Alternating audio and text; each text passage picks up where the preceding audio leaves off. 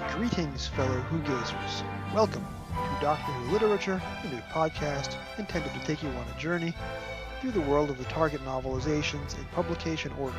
My name is Jason, and I'll be your host on this journey, this very long journey.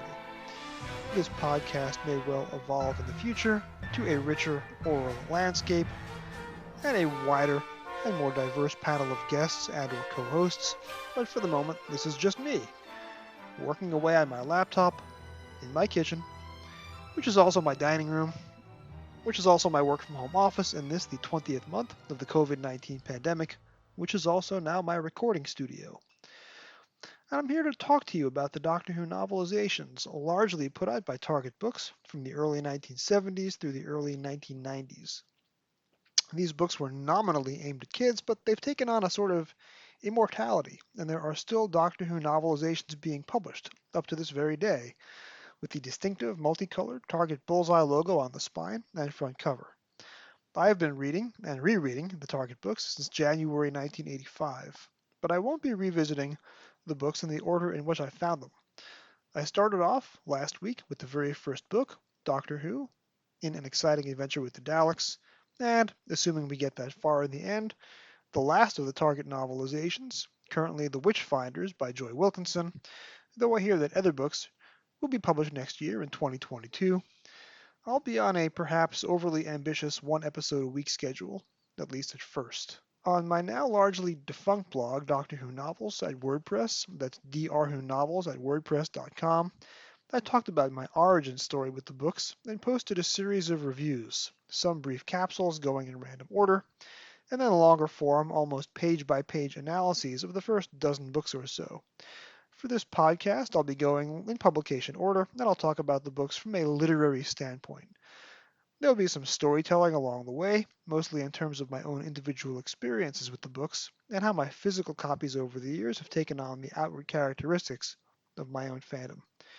My basic thesis is that the Target books have extraordinary literary merit, particularly those written by the titans of the series, Terrance Dicks, Malcolm Hulke, and for two pre-Target books in the mid-1960s, David Whittaker himself, the show's first script editor.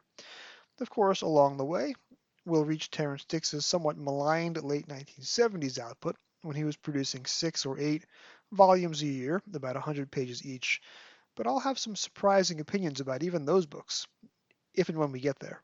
And frankly, some of the books, particularly in the 1980s, were poorly written turkeys, but as Doctor Who fans, they're our poorly written turkeys. Certainly, I still have all my books, and they followed me from my childhood bedroom on Long Island through 2 cross-country moves to California and back, and they're still living in my bedroom today. So even the bad ones are worth talking about, and talk about them we shall. Let's get to it.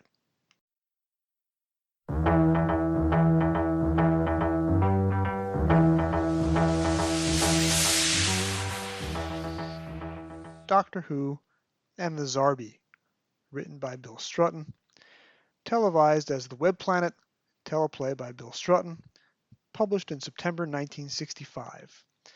Here's the back cover blurb to the 1973 Target edition. Doctor Who lands his space-time machine TARDIS on the cold, craggy planet of Vortis. The Doctor and his companions, Ian and Vicky, are soon captured by the Zarbi, huge ant-like creatures with metallic bodies and pincer claws.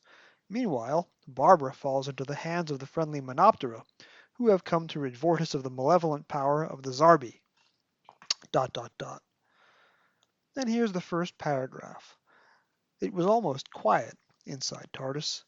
There was only a slight hum from the control column, where Doctor Who bent and peered at his instruments. He flipped a switch. The panel on the ship's control board glowed. A needle on it flickered into life, unsteadily at first. Then it began dancing wildly, back and forth across the scale. Doctor Who stared and frowned. "Strange," he muttered. "Very strange." I'm going to start off by cutting Bill Strutton some slack, just a little bit. Doctor Who and the Zarbi, after all, was not meant to be a book that people were still going to be reading 56 years later. This was the mid-1960s, man. Almost all of the successful TV series of the era spawned novelizations, most of which were meant to be quick cash grabs, and not often written with any particular degree of care, or even, how shall I put this delicately, skill. I defy you to read some of Rod Serling's turgid adaptations of his own Twilight Zone scripts, for example, and not come away scarred for life.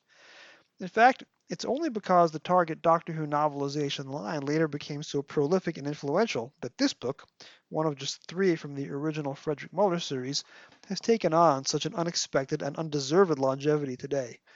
Certainly, Doctor Who and the Zarbi wouldn't merit that longevity on its own. Fortunately, the novelizations would go on to survive this book. The first thing that strikes me about this book is that its TARDIS is not the same one that I remember from TV.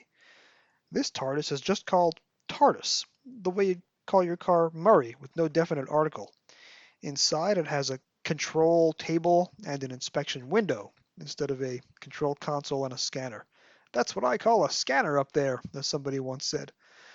In one of the first interior illustrations, the Doctor actually flies the ship while seated, so that's unusual. It's interesting, though, to see the iconic TARDIS console room design kept out of a book, which was specifically written to cash in on that early Doctor Who mania. Of course, the TARDIS interior design is not really what I'm here to talk about today. What's happening? There was a pause. Doctor Who turned to Barbara and hesitated. He smiled. Just a little, interference, my dear. Nothing unusual. Would you like to get us some coffee?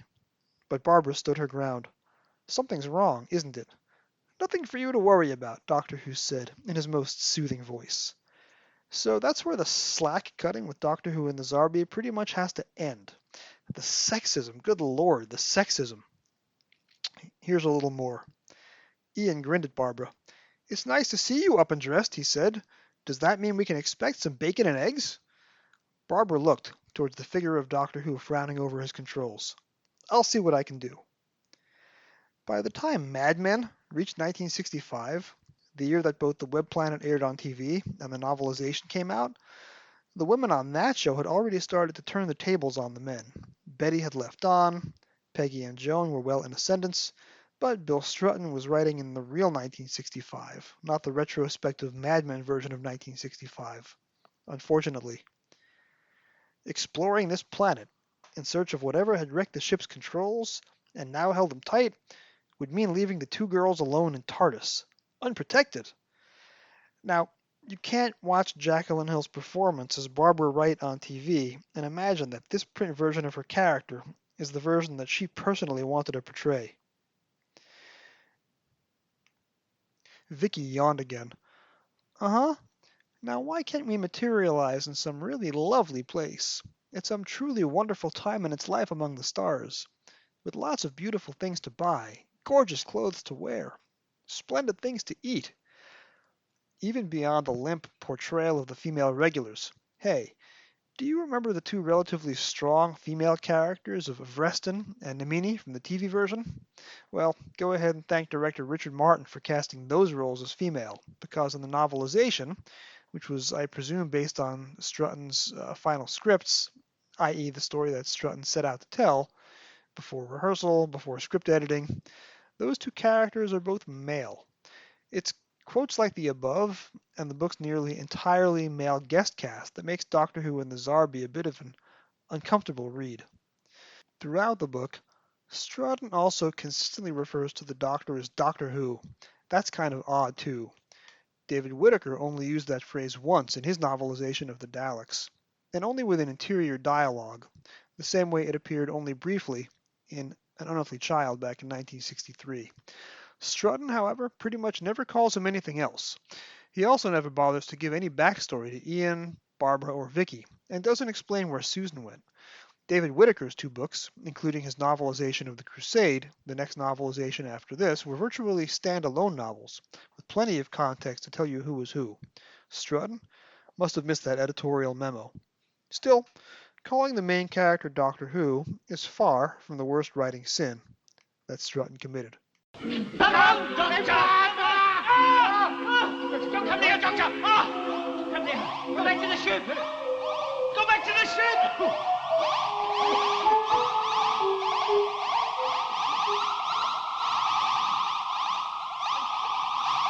Stand still! Ding!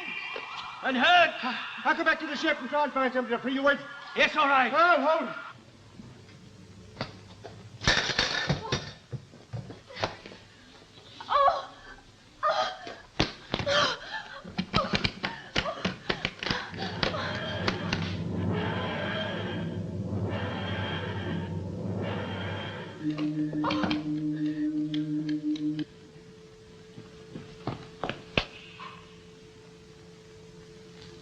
My ship.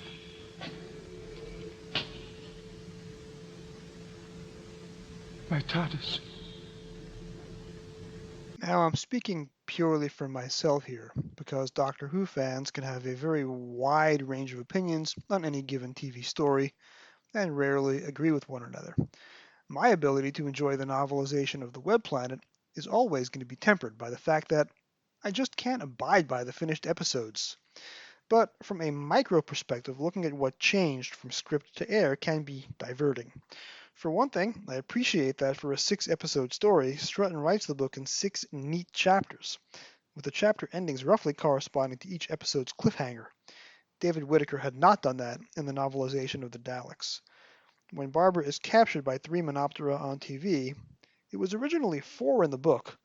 Her Hunda on TV is called Chalice in the book, and a 4th Menoptera, Zota, Z-O-T-A, dies blissfully unaware that his part was going to be cut before the role could ever be cast. There's a weird moment on screen in episode 1 where the Doctor and Ian look up at a huge pyramid on the planet Vortis and make a comparison of the tetrahedron to the figure of Nelson's column.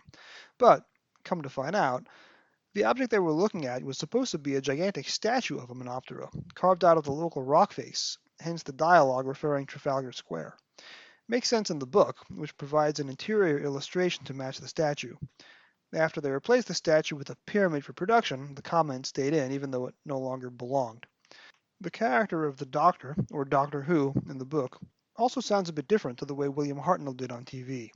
For one thing, as with the novelization of the Daleks, this is a man who calls Ian Chesterton, and only that, and not the dozen variants that Hartnell used comically on TV. In print, the Doctor can also deliver highly technical details about the more esoteric variants of Vortis's native fauna.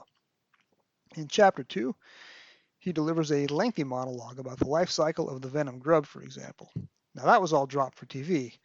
Number one, because director Richard Martin presumably didn't want to include any explanatory dialogue that would have helped the episode to make sense. And number two, because good luck getting Hartnell to remember all that scientific stuff. The Web Planet was a huge strain on Hartnell's natural and considerable talents as a comedic actor. Which is not to say that Strutton is a master of dialogue whose lyrical bon mots were cruelly and unfairly shredded by Martin in rehearsal, or by Hartnell in front of the camera. In the book, Strutton affects the odd habit of punctuating his print dialogue with tons of ellipses, to the extent that you're almost thinking that you're reading a Pinter play, if not listening to the William Shatner narration of the audiobook. Ian Chesterton is a sorry case in the inartful hands of Bill Strutton. In the previous book, he was the narrator, bold and decisive, and made human by his endearing social awkwardness around Barbara. Here, though, Strutton writes him from the third person as a total cad. In episode 3, on TV, the Doctor orders Ian to break out of the Animus's web, to go rescue Jacqueline Hill from her vacation that week, from Barbara's captivity in the Crater of Needles. In the book, Ian uses that corresponding scene to be obnoxious to the Doctor, and bizarrely insulting to the Zarbi. Ian shrugged. "I never thought I'd see you give in this easily," he said coldly. Doctor Who stared. "I? Give in? You don't mean you really believe they'll free us if we'll help? Chesterton, we've made a bargain. With those wearies?" Ian waved with incredulous contempt to the control room beyond the ship's doors. "Personally, I don't blame those weirdies, as you call them, for mistrusting us," Doctor Who retorted. "They're being invaded. Their very existence is at stake." Ian halted. "Look, we might have landed in the middle of a space war, but it has nothing to do with us." In Chapter 4, he's similarly gone from heroic narrator to unmitigated jerk, such as when he tells off Reston while talking about the Optera. Ian growled. "You refuse to admit that such grubby, undersized little creatures as these could be related to the great race of the Menoptera. Is it because you're proud, or simply blind?" Sexism and mistreatment of Ian aside, there are actually some things to enjoy about Strutton's prose style. The death scenes are written in graphic detail, which beats the clumsy acrobatic falls used to represent the corresponding deaths on TV, and the staging of action scenes makes far more sense through Strutton's words than through Richard Martin's vision in studio, especially with the big Zarbi Monoptera battle royale at the end of episode 4, confusing and incoherent and nonsensical on TV, at least from this person's point of view, is nicely tense and leads up to a terrific chapter ending / cliffhanger in the book. There was a sheet of flame, and the Monoptera facing her only a few paces ahead spun around and crumpled, his body smoking from the deadly jet of a Sting gun. As Barbara and Hrostar turned to look wildly this way and that, they saw the shapes of the Zarbi creeping over the hillocks, bordering the plateau, guiding their sting grubs like so many avenging hunting dogs.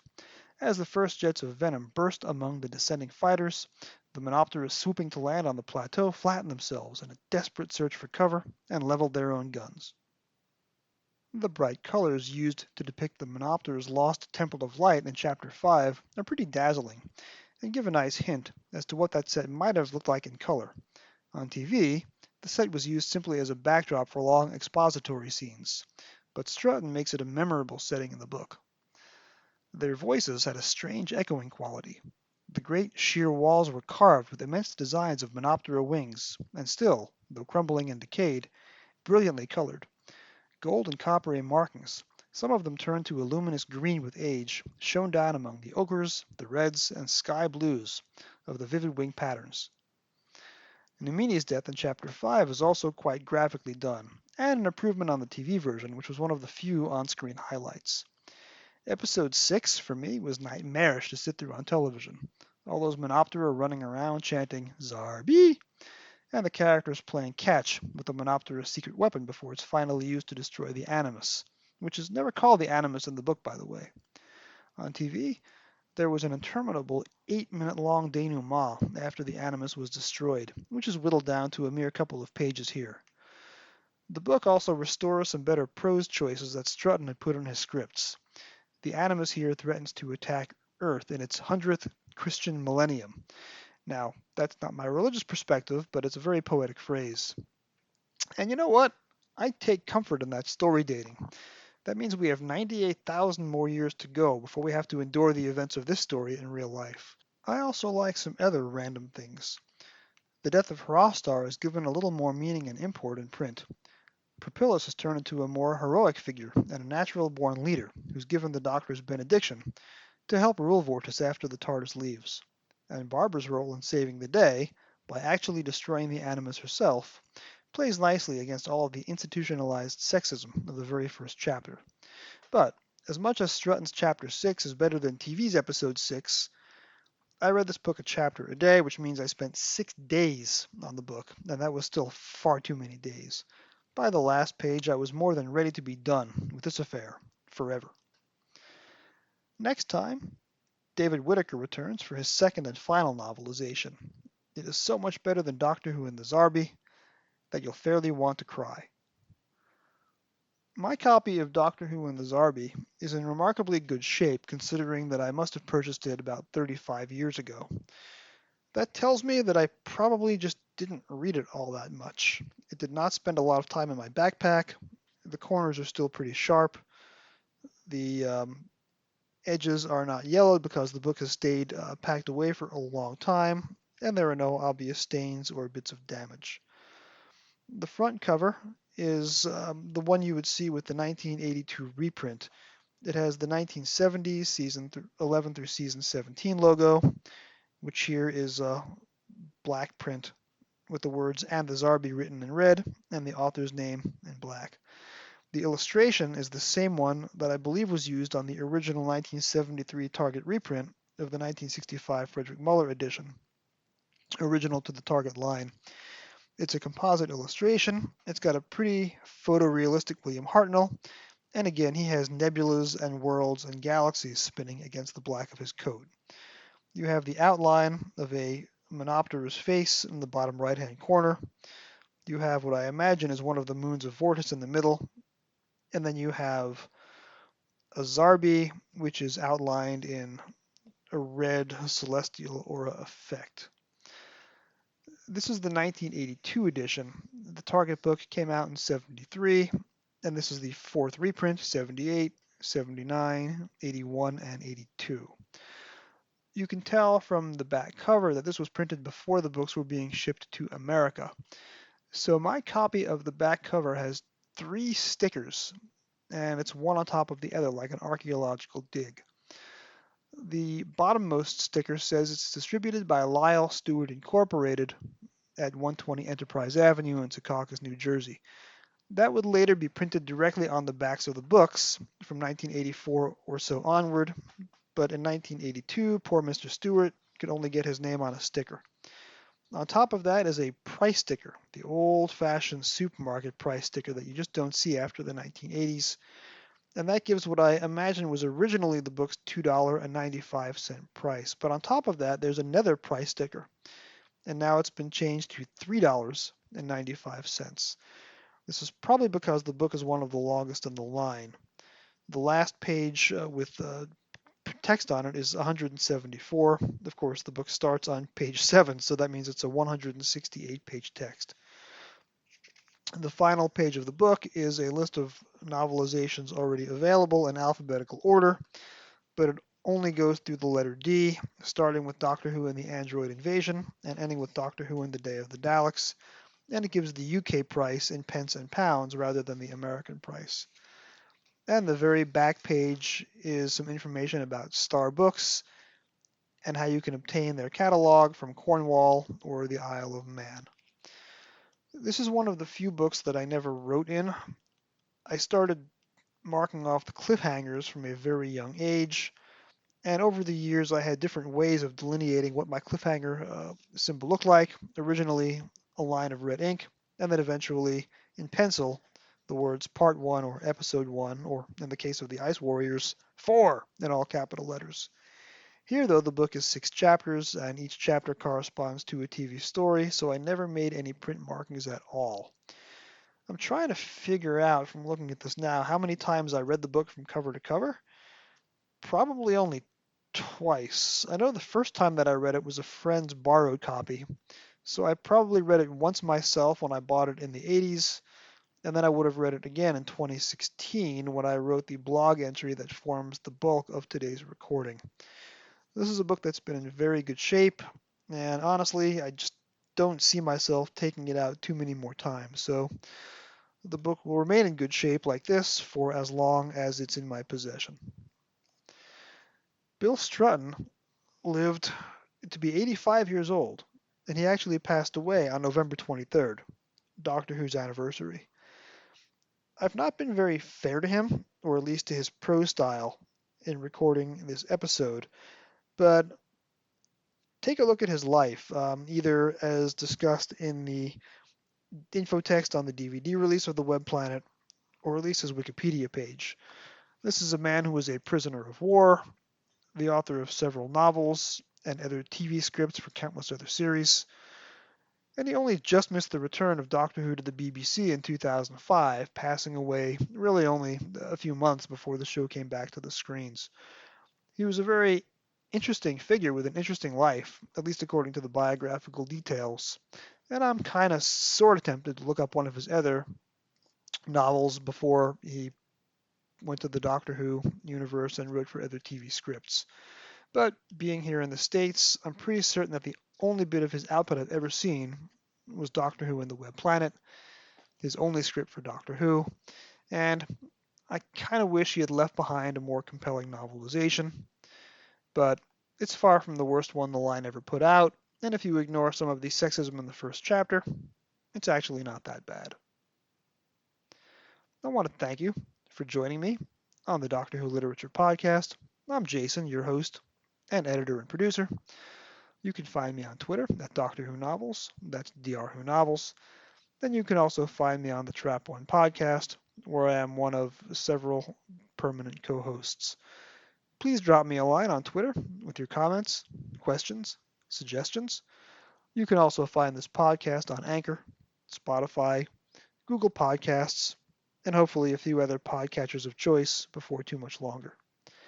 Next time, we'll be discussing the last of the three 1960s Frederick Muller novelizations, Doctor Who and the Crusaders from 1966. Thank you for listening, and keep turning the pages.